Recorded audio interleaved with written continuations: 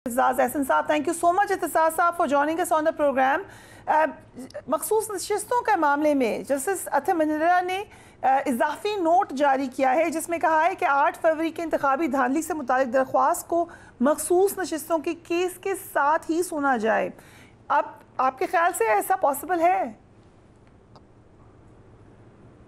देखें, जहाँ तक तो धांधली का सवाल है, ये 2024 की इलेक्शन में इसका तो अब बहुत ही सबूत बाहर आ चुका है। बहुत सारा जिनको उन्होंने मख्फी रखना है वो है फॉर्म 45।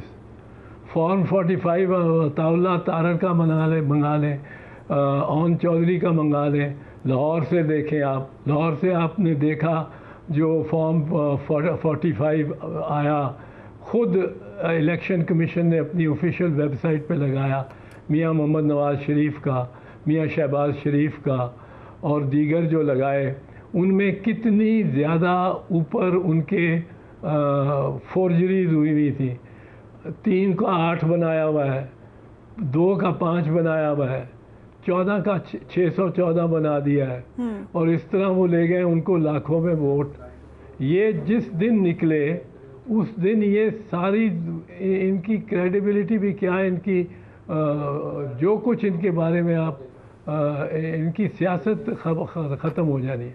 अब वो फॉर्म 45 चूँकि नहीं निकाल रहा है और कुछ ट्राइब्यूनल ने जब माना, इस्लामाबाद के ट्राइब्यूनल ने मांगा फॉर्म 45 लाने को, अपने अपने कैंडिडेट्स ले आए, तो मुस्लिम लीग नवाज़ वाले फ़ौरन भाग गए कि इनको ट्रांसफ़र करो और दूसरे शुरू हो गए कि ये तरमीम करो कि रिटायर्ड जजेस में से भी लिए जा सकें। और ये वो तो उनके लिए तो बहुत घबराहट की बात है और उन्होंने 1 साल गुजारना है।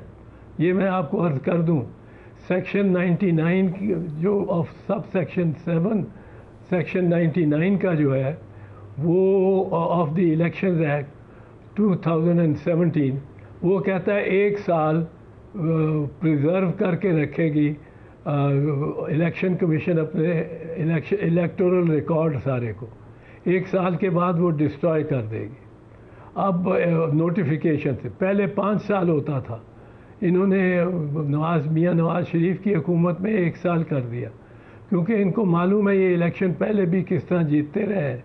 वो के डब्बे बैग्स खुलेंगे नहीं क्योंकि सुप्रीम कोर्ट के फैसले हैं और रिकाउंटिंग के लिए बैग्स को खोलना नामुमकिन बना दिया इन्होंने और ट्राइब्यूनल्स अपने लगे हों, बैग खुले ना, 5 साल गुजर जाए और ये अब 1 साल गुजारने के गम में है। लेकिन अगर बैग वो खुल गए तो सारी बात शफाफ हो जाएगी, हर चीज़ शफाफ हो जाएगी।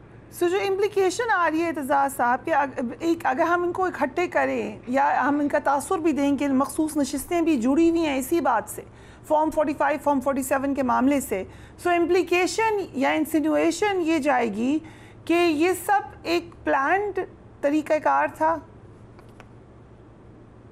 बिल्कुल प्लान था और 2013 में भी ये फार्मूला अप्लाई किया। 2013 में आपको याद होगा जब काउंटिंग ख़त्म हो गई, जब जब वोटिंग ख़त्म हो गई, सारे वोटर्स अपने घर घर को चले गए। 5-6 बज गए, 5 बजे तक वोट थे, ख़त्म हो गई। उसके बाद मियाँ साहब आए अपनी बैल्कनी पे और उन्होंने कहा सुन लो जो सुनना चाहते हैं, मैं सिर्फ सिंपल मेजॉरिटी नहीं मांगता हूँ, मैं मांगता हूँ ये 2/3 मेजॉरिटी, मुझे 2/3 मेजॉरिटी चाहिए। अब उस वक्त 2/3 मेजॉरिटी कैसे कोई दे सकता था जब वोट ही ख़त्म हो गए थे, वोटिंग का टाइम ही ख़त्म हो गया था। उस वक्त सिर्फ वो दे सकते थे जो बैग्स को मिस हैंडल कर सकते थे कि फॉर्म 47 को ले आए ऊपर और फॉर्म 45 को गायब कर दें। अब ये वो कर सकते थे जो उनके हैंडलर्स थे, जिन्होंने 2018 में भी किया, जिन्होंने 2024 में भी अब किया है। इस दफ़ा इसलिए पकड़े गए हैं कि वो राजा सुल्तान सिकंदर ने ऑफिशियल वेबसाइट, इलेक्शन कमीशन की ऑफिशियल वेबसाइट पे जो असली इनके फॉर्म्स 45 थे या जो बल्कि फर्जी बनाए गए थे, जिनको उनको असली के जो उनके पास हैं वो इन्होंने वो अपनी वेबसाइट पे लगा दिए। जब वेबसाइट पे लगा दिए तो बहुत सारे लोगों ने उनको डाउनलोड भी कर लिया और बहुत सारे लोगों के पास हैं उनकी कॉपियाँ। लेकिन 4 घंटे के अंदर अंदर इनको पता लगा कि ये तो मियाँ साहब की जो फॉर्म है अगेंस्ट डॉक्टर राशिद, यास्मीन राशिद, उसमें तो कई जगह 2050 वोट को 250 या 1250 कर दिया है, कहीं 338 को 638 कर दिया हुआ है। तो वो तो सारा लोगों ने देख लिया, लोगों के पास आ गए। आपने बड़ा इंटरेस्टिंग हमें याद कराया 2013 में जिस वक्त नवाज शरीफ साहब ने आके तकरीर कर दी थी, उस पर बड़ी तनकीद हुई। इस दफ़ा 8 फरवरी को नवाज शरीफ साहब चले गए थे अपने जहाँ पे वो बैठे हुए थे, वहाँ पे सारे रिपोर्टर्स भी थे, फिर ख़बरें भी चली, आपने भी देखा होगा कि वो चले गए हैं। फिर काफ़ी घंटों के बाद हमने देखा कि मरियम औरंगज़ेब साहब आई और उन्होंने एक्सप्लेन करना शुरू किया कि हम क्यों नहीं बात कर रहे थे, हम देयर वाज अ रीज़न, हम कुछ डिस्कस कर रहे थे, और फिर उन्होंने हर चैनल पे जाके ये बात बताई। इस दफ़ा आपके ख्याल से क्यों एकदम से खामोशी हुई थी? इस दफ़ा ये हुआ कि तब तक तो ठीक था जब तक ये 2013 या 18 किस्म के इलेक्शन थे।